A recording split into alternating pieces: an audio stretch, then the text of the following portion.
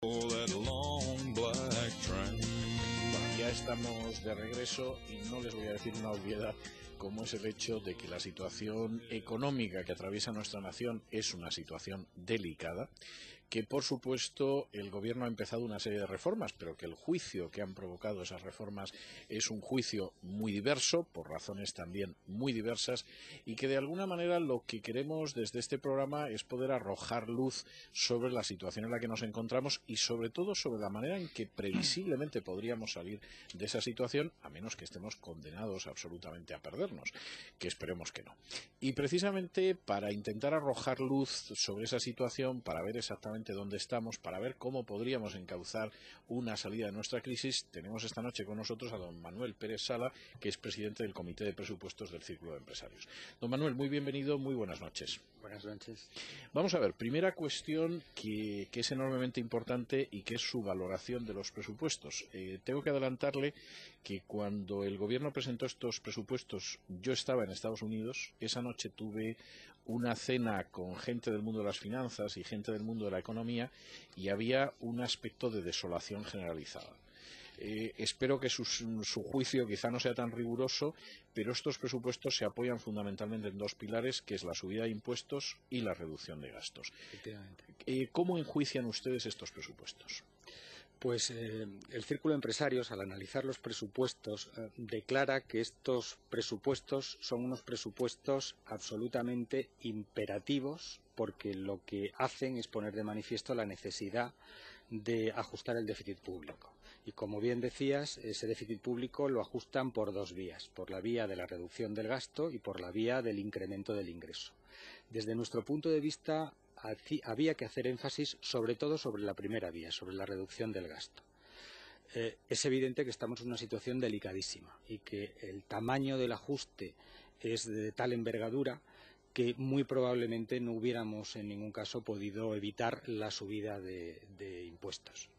Pero tampoco nos ha parecido bien la vía que se ha utilizado en este sentido. Es decir, consideramos mucho más adecuado, si hay que recurrir a la subida de impuestos, optar por los impuestos indirectos en lugar de por los impuestos directos.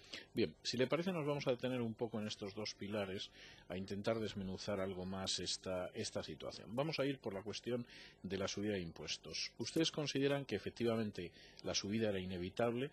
¿Por qué hubiera sido mejor subir los impuestos indirectos que subir, por ejemplo, el IRPF, el impuesto sobre la renta? El IVA, o los impuestos indirectos en general, tienen la ventaja de que tienen un efecto recaudatorio inmediato. Al mismo tiempo, desde el punto de vista económico, son mucho más eficientes. Es decir, una subida del tipo impositivo consigue una recaudación inmediata y al mismo tiempo es una recaudación absolutamente recurrente. No está sujeta a factores de estacionalidad o a factores de decisiones individuales que puedan afectar, como en el caso de los impuestos directos, el objetivo de recaudación. Como consecuencia, por la propia naturaleza del impuesto, el impuesto indirecto, sobre todo el IVA, es mucho más efectivo. Y además tenemos, con relación a los países de nuestro entorno, un cierto margen de recorrido al alza, cosa que no tenemos ya en el impuesto sobre la renta de las personas físicas. Es decir, cuando un impuesto directo se sube con marginales superiores al 50%, estamos ya agotando el margen recaudatorio. Por ese motivo, preferíamos la subida del IVA a la subida del IRPF. ¿Por qué se produce ese agotamiento del marginal recaudatorio? Porque hay mucha gente que piensa que efectivamente si uno sube los impuestos va a recaudar mucho más. Esto parece casi de cajón. ¿Qué es lo que hace que efectivamente si uno va subiendo los impuestos llegue un momento en que en vez de recaudar más lo que sucede es que se desploma la recaudación? Pues como muchos impuestos ponen de manifiesto, la subida de los tipos de impositivos desincentivan la obtención del ingreso. De hecho, hay estudios publicados en todo el mundo que avalan la tesis de que por encima del 50% de tipos marginales los impuestos directos son prácticamente expropiatorios y como consecuencia hay un desincentivo por parte de la persona que tiene que obtener las rentas a obtener las rentas teniendo en cuenta que más de la mitad de esas rentas van a ir a parar a manos del Estado. Con lo cual llega un momento en que al subir el tipo se desincentiva a la persona que tiene que obtener los ingresos. El IVA en ese sentido es mucho más eficiente. Es decir, estamos con tipos relativamente bajos por debajo de la media europea y como consecuencia hubiera sido mucho más efectivo y no hubiera producido el efecto desincentivador que se produce en los impuestos directos. Bien, aclarada esa cuestión. Vayamos a la otra cuestión, que es la reducción de gastos.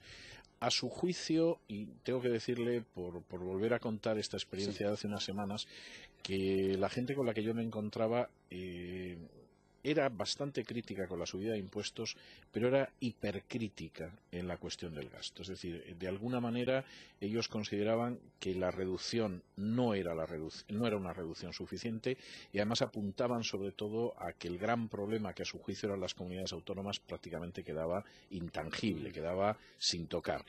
A su juicio, ¿dónde habría que haber reducido el gasto? ¿Y el gasto que aparece en estos presupuestos queda suficientemente reducido o tendría todavía que reducirse más? Bien, como decía hace un momento, el objetivo que plantea el Círculo de Empresarios es hacer énfasis y esfuerzo en la reducción del gasto público. Creemos que es donde verdaderamente el Gobierno debe hacer un esfuerzo singular. ¿Y por qué la reducción del gasto público? Porque las cuentas públicas españolas tienen un desequilibrio estructural debido a los gastos absolutamente notable. Y hay que corregirlo porque es la única manera de acabar de solucionar el déficit público. Pero al mismo tiempo hemos calificado estos presupuestos como unos presupuestos de emergencia. Con el tiempo que ha habido para hacer los presupuestos se han hecho lo que se ha podido, ajustes de partidas presupuestarias. Y realmente lo que nosotros sostenemos es que hay que replantearse los servicios que prestan las administraciones públicas. Y además hay que planteárselo. Por ejemplo, para concretar. Sanidad, que en este caso es una competencia de las comunidades autónomas. Educación, otra competencia de las comunidades autónomas. Tenemos que conseguir aplicar sobre estos gastos, sanidad y educación suponen aproximadamente 1/3 de todo el gasto público español. Tenemos que aplicar sobre estos servicios criterios de sostenibilidad, prioridad y eficiencia. ¿Y esto qué significa? Que nosotros podemos gastar el dinero que en el medio o largo plazo vayamos a ingresar, pero no más. No podemos diseñar unos gastos del Estado que seamos incapaces de sostener en el tiempo. Luego tenemos que ir a una dimensión de gasto que sea sostenible con las capacidades reales de la economía española. En segundo lugar, hay que establecer claramente las prioridades. Los ciudadanos también tienen muy claro en qué se quieren gastar el dinero y en qué no. Y tenemos que establecer un orden de prioridad a la hora de decidir dónde nos gastamos el dinero y dónde no nos gastamos el dinero. Y, por supuesto, hay que prescindir de todo gasto superfluo. Y, en último lugar, insistimos mucho en que el dinero hay que gastarlo con eficacia. Y además, en ese sentido, los empresarios instamos al Gobierno a que utilice criterios empresariales de gestión, es decir, que gestionen y administren las cuentas públicas como lo hacen muchas empresas, con criterios de eficacia y de productividad. Esas son básicamente las líneas generales de nuestra argumentación. En las últimas semanas, los últimos meses, muy pocos meses, se ha acuñado dentro de los expertos en economía internacionales un término para definir lo que es la situación española, que es el de institutional inadequacy. Es decir, nosotros somos institucionalmente inadecuados. Es decir, de alguna forma hemos construido un sistema que no se adecúa en absoluto a las necesidades del país, que es muy caro y que efectivamente, mientras no se corrija ese sistema institucional, difícilmente vamos a poder salir de esta situación. ¿Ustedes estarían de acuerdo en que efectivamente vivimos en un sistema que es inadecuado y que por lo tanto hay que reformar? Vivimos en un sistema que se ha ido construyendo con un crecimiento muy importante de la economía española y sin pensar en criterios de eficiencia.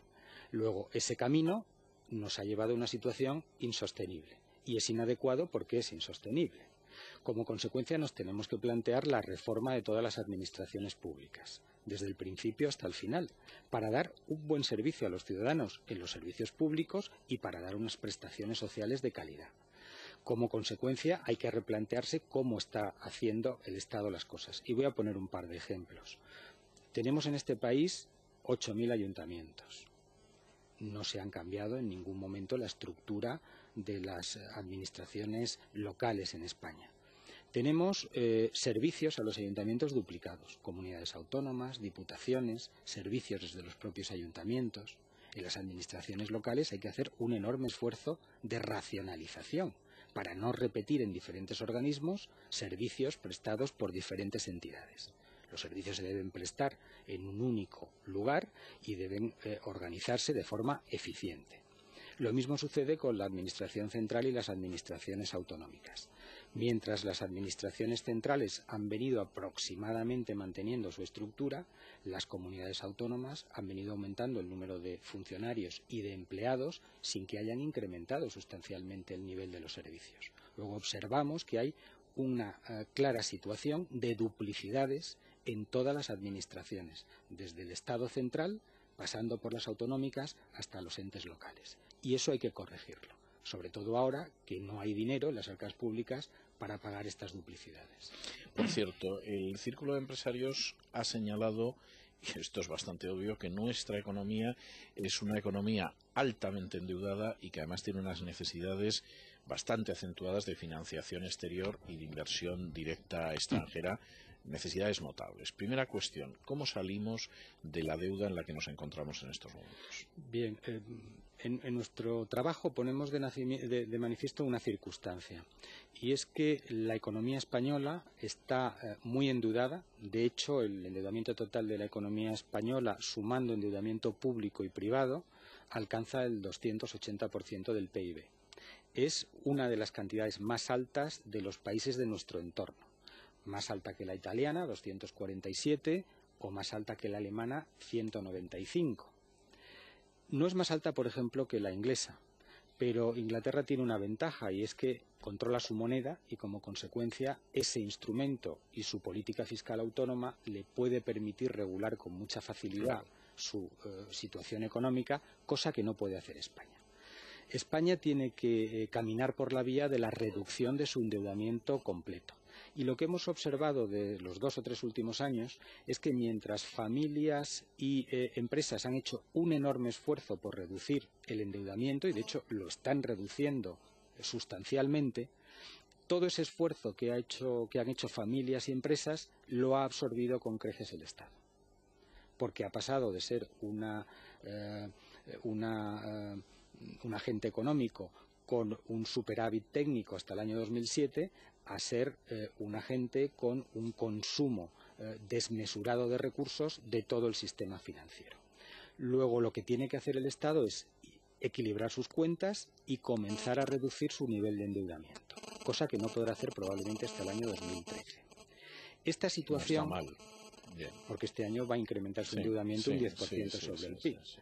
Esta situación crea una enorme zozobra en los mercados internacionales, puesto que España es un país que sí está haciendo los deberes en el ámbito privado, pero tenemos un ámbito público con un crecimiento del endeudamiento notable y que además con un gasto público, con un déficit público no controlado. Eso crea una situación muy difícil. Pero si efectivamente el compromiso del Gobierno llega a buen puerto, lo que sí debe hacer es pedir a nuestros socios comunitarios que nos apoyen con liquidez en este esfuerzo. Porque lo que es muy difícil de conseguir es un esfuerzo enorme de reducción del déficit sin liquidez. Es muy dinero para poder hacer frente a las obligaciones. ¿Cómo convencemos a los inversores y a los financiadores exteriores para que efectivamente inviertan en España y decidan inyectar liquidez en España? Pues yo creo que lo que se debe hacer es cumplir los compromisos. Es decir, si España es un país que en los próximos meses o de aquí al final del 2013 es capaz de llegar al déficit público que se ha comprometido, al 3%, el crédito a España llegará con absoluta naturalidad. ¿Y usted cree que eso es posible o, por el contrario, piensa que las previsiones de hace apenas unas horas del Fondo Monetario Internacional, que dice que antes del 2018 ni lo soñemos, son más realistas? Bueno, las previsiones del Fondo Monetario Internacional, como el propio Fondo Monetario Internacional anuncia, son previsiones que se han construido sin los datos más recientes. Luego son previsiones que probablemente el Fondo Monetario Internacional revisará en las próximas semanas.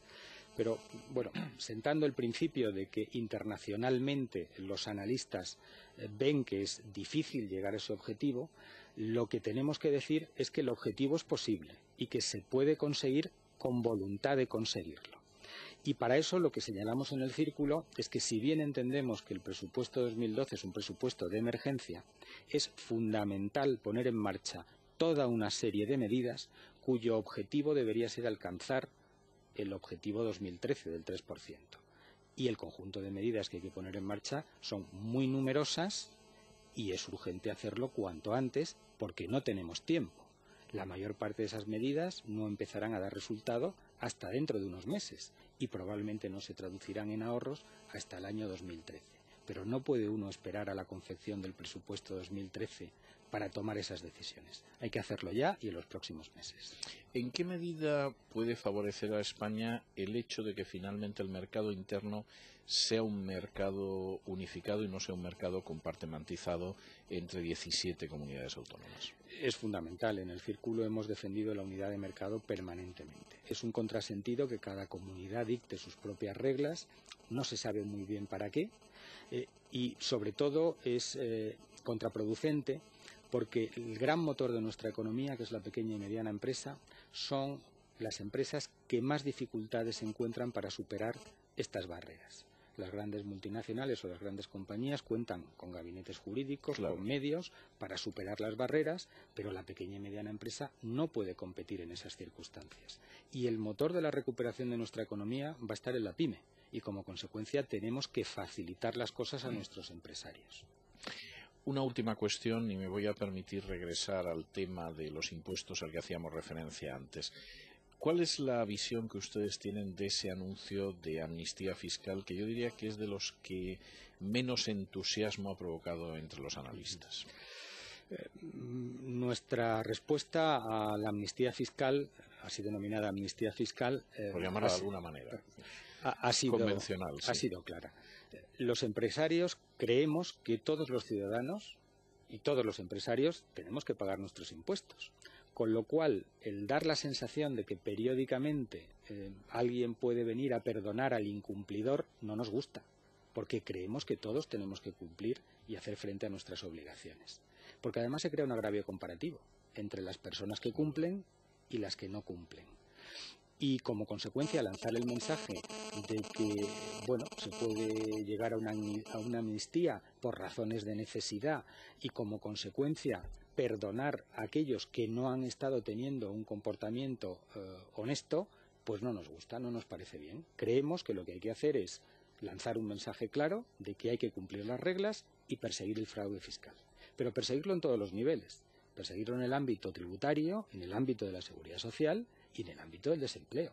Es decir, aquí, en este país, economía sumergida y fraude fiscal hay prácticamente en todos los niveles. Creemos que hay que luchar con un gran programa contra el fraude en todos los ámbitos. Por cierto, ustedes han propuesto la creación de un Consejo Fiscal independiente. Sí. ¿Qué sería ese Consejo Fiscal? ¿Qué competencias tendría y cómo se configuraría? Pues el Consejo Fiscal trata de ayudar a las diferentes administraciones públicas, en primer lugar, a definir el entorno macroeconómico en el que se deben desenvolver los presupuestos y hacerlo de forma independiente. Un gran problema de la economía española hasta ahora ha sido que nunca hemos tenido un consenso entre las previsiones del Gobierno, las de los analistas internacionales, las del Fondo Monetario Internacional. Quizá este año haya más alineamiento que en años pasados. Es importante que haya un Consejo Fiscal que de forma independiente formule con principios profesionales cuál es el escenario en el que se va a desenvolver nuestra economía y formule también cómo se deben formular las cuentas en ese escenario y hacer un seguimiento y control precisamente de los presupuestos de todas las administraciones. Pues don Manuel, si usted no tiene inconveniente, yo le voy a pasar los trastos de interrogar a mis compañeros de mesa para que le formulen alguna pregunta. Don José García Domínguez. Buenas noches, don Manuel. Antes han comentado ustedes de pasada el informe último del Fondo Monetario Internacional en el que se dice algo estupefaciente. Y es que España no va a cumplir, no va a alcanzar el techo de déficit del 3% nada menos que hasta 2018. Hombre, se dice, no disponían de la información precisa de los últimos presupuestos españoles, de la última lectura del BOE. Bien, a mí me cuesta trabajo creer que un organismo en apariencia y tan serio como el Fondo Monetario Internacional haga público un documento de estas características tan demoledoras sin tener un conocimiento muy aproximado de cuáles iban a ser las líneas generales, aunque no conociesen el último pequeño detalle de los presupuestos. Me cuesta trabajo, insisto, creerlo. Es decir, cuando el Fondo Monetario hace público este documento es porque quiere hacerlo público. Y algún mensaje está lanzando. Sí. No solo a España, sino seguramente también a Bruselas y a Alemania. En ese sentido, hay unas declaraciones en la prensa de hoy del economista jefe del Fondo Monetario Internacional, Olivier Blanchard, que dice lo siguiente, un poco abundando en esta sospecha que a mí me suscita la publicación del documento. Son declaraciones entrecomilladas. Dice, considero que hay que tener cuidado en el ámbito europeo con la tijera. Textual a partir de ahora. La reducción fiscal por sí sola no va a resolver los problemas de competitividad en la periferia europea. No queremos una mayor consolidación fiscal de la que se está haciendo en España si la actividad fuera a desacelerarse. Parece que se están dibujando, y esto ya es una interpretación mía, dos corrientes doctrinales. Por un lado estaría Bruselas y Berlín diciendo, oiga, lo fundamental es el déficit y déjense de todo tipo de historias, esa es la prioridad. Y por otro lado, el ámbito anglosajón, la prensa anglosajona, el Fondo Monetario Internacional, que quizás entre líneas están diciendo, oiga, lo prioritario es el crecimiento, entre otras cosas porque si usted no crece no va a poder pagar su deuda. En ese sentido, ¿ustedes con qué línea estarían más bien próximos? Hay muchas preguntas implícitas en esta intervención. En primer lugar, voy a hacer una pequeña reflexión sobre los datos del Fondo Monetario Internacional en un sentido. Si uno toma las tendencias de reducción del déficit público que están disponibles sobre la economía española, lo que se observa hasta ahora es que el Estado ha hecho una apuesta por la reducción importante del déficit público, pero las comunidades autónomas tienen que adaptar ahora sus respectivos presupuestos a los objetivos de déficit marcados por el Estado central. Evidentemente, desde fuera, sin tener en cuenta algo tan fundamental como es la Ley de Estabilidad Presupuestaria, el objetivo se hace difícil de alcanzar. Yo creo que cuando el Gobierno dice que tiene mecanismos para alcanzar el objetivo es porque está dispuesto a cumplir y aplicar la Ley de Estabilidad Presupuestaria. ¿Y esto qué significa? Controlar, supervisar, sancionar e intervenir las comunidades autónomas que no cumplan. Esto es esencial, es decir, es una medida política que en la medida en que se pueda llevar a la práctica es la única garante del cumplimiento de los objetivos de déficit público. Cierto. Y yo creo que esto quizá no lo haya valorado así el Fondo Monetario Internacional.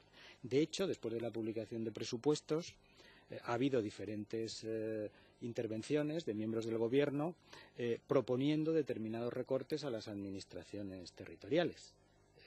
Probablemente estos datos no estaban a disposición del Fondo Monetario Internacional. Lo que nosotros decimos es que hay que hacer un paquete completo de medidas que sea conocido, evaluado en los próximos meses y que sea bien transmitido, bien comunicado a la opinión pública, para que todos podamos valorar cuál es el potencial real de consecución de objetivos. Porque hasta ahora lo que sabemos es lo que va a hacer el Estado, que tiene como misión solamente reducir 1,6% del PIB. Pero el 1,6% de déficit adicional corresponde a las comunidades autónomas. Y ahí es donde la ley de estabilidad presupuestaria juega su papel esencial. Esto es lo que quería decir con relación al fondo. Con relación a la situación y a las diferentes corrientes de opinión que observamos en Europa, yo quiero hacer un matiz que me parece relevante. Aparte de la situación de España, no perdamos de vista que hay un ataque deliberado contra el euro. Y si uno quiere atacar al euro, pues es evidente que hay que empezar por atacar a los periféricos, a Italia y a España. Y estamos todos en el mismo barco. Es decir, si el euro se convierte en una moneda no viable, nos va a perjudicar a todos los socios europeos. Con lo cual, tenemos que ver también estas declaraciones en el contexto de que hay organismos internacionales que no creen en el euro y que, como consecuencia, tampoco están dispuestos a creer aquello que hace el euro viable. Y lo único que hace el euro viable es la consolidación fiscal, es decir, la coordinación fiscal entre todos los países que forman parte del área euro. Si España se compromete a cumplir y cumple, el resto de nuestros socios debe defender al euro, dar credibilidad al euro y restablecer su credibilidad para poner en marcha de nuevo los mecanismos de financiación, que son esenciales para precisamente poder acometer lo que más nos importa en nuestra economía, que es el crecimiento. Pero el crecimiento vendrá después del ajuste. Cuando usted habla de que hay una especie de conjura, conspiración, ataque contra el euro, ¿a quién se refiere? Estoy simplemente diciendo en que en todos los ámbitos anglosajones el euro ha sido siempre una moneda no comprendida. A Gran Bretaña y Estados Unidos. Y con razón, porque no se concibe una moneda si no hay armonización fiscal. Es muy difícil sostener una moneda si los países que forman parte de ella no tienen criterios uniformes en temas fiscales. No, yo estoy de acuerdo con eso, pero parece que hay una diferencia entre la incomprensión y el rechazo y el deseo de que desaparezca. O sea, me parece que todavía hay un trecho entre ambas posiciones. Bueno, yo no puedo valorar quién es y cómo, pero... ¿Pero usted cree que haberlo haylo? Yo creo que cuando el río suena, agua lleva. Bien. Don Luis del Pino. Don Manuel, muy buenas noches. Ha hablado usted de los presupuestos en el sentido de reclamar que haya recortes para aumentar la eficiencia del sistema. Ha mencionado usted recortes en sanidad, en educación. Ha mencionado usted la subida del IVA. Yo quería preguntarle, desde el punto de vista de la eficiencia, ¿qué justificación cree usted que tiene que los presupuestos incluyan 5.800 millones de euros en políticas activas de empleo, buena parte de los cuales termina yendo al agujero negro de los cursos de formación manejados por patronales y sindicatos y que jamás, desde mi punto de vista, han conseguido que se coloque nadie ni crear un solo puesto de trabajo? Muy bien. En primer lugar, sobre la política de ajustes. Yo prefiero llamarla ajustes a llamarlo recortes. Nosotros estamos convencidos de que en muchos ámbitos de nuestra economía el Estado podría prestar servicios de forma mucho más eficiente con menos dinero. No entendemos por qué no se puede aumentar la calidad de la enseñanza con menos dinero. Creemos que se puede hacer. Y como consecuencia no nos gusta utilizar un lenguaje que entendemos que no es adecuado, porque no estamos hablando de recortar nada, no estamos hablando de recortar la calidad de la enseñanza. Estamos hablando de dar mejor calidad con menos dinero, de utilizar mejor los recursos que tenemos. En primer lugar, quería hacer esa matización porque la considero importante. Y en segundo lugar, perdóneme, la segunda parte de su pregunta era... Los 5.800 millones en políticas activas de empleo, los cursos de formación... Yo creo que tenemos que hacer un enorme esfuerzo de eficacia en ese sentido, porque no estamos poniendo esos recursos ni en el mercado en cuanto a la prestación, ni estamos aplicando para la recepción de los servicios de formación criterios de eficacia, criterios de eficiencia. ¿Qué quiero decir con esto? Que debemos organizar cursos para tareas de formación absolutamente efectivas, dirigidas al público objetivo que las necesita, personas de determinada edad, con determinadas carencias, como se están haciendo en otros países, y además que debemos poner esos cursos de formación en el mercado. No sé por qué tienen que prestarlo a agentes privilegiados, sino que tenemos que hacer es buscar las entidades que mejor presten esos servicios y se adecúen más a la demanda. Y como consecuencia, esa cifra que usted ha mencionado sería buena si estuviera bien utilizada y no será buena si en definitiva volvemos a las viejas técnicas de repartir de forma poco eficiente los recursos. Si es usted breve, le concedo la pregunta. Muy bien, muy breve. ¿Qué importancia le dan ustedes a la falta... Cayetano González, dicho sea de paso. Buenas noches. Buenas noches. ¿Qué importancia le dan ustedes a la falta de acuerdo que en esto que existe entre el Gobierno y el principal partido de la oposición y que le lleva, por ejemplo, a no votar la Ley de Estabilidad Presupuestaria, a votar en contra de la reforma laboral, a apoyar de esa manera la huelga general? ¿Qué importancia tiene eso?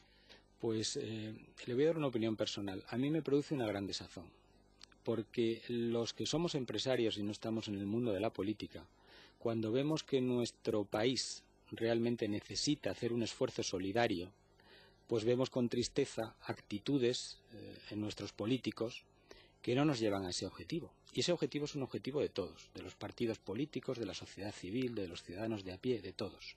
Y como consecuencia, nosotros, los empresarios, queremos invitar a los políticos a que se sumen al esfuerzo colectivo de este país, que es conseguir el crecimiento probablemente el año que viene.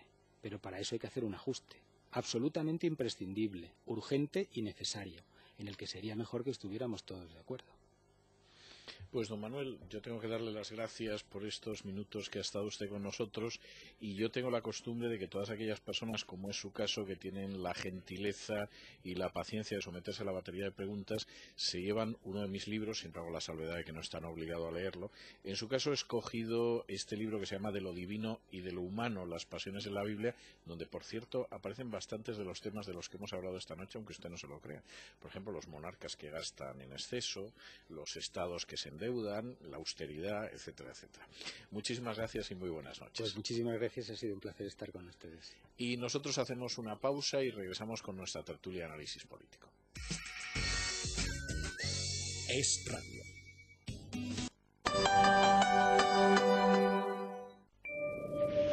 Solo la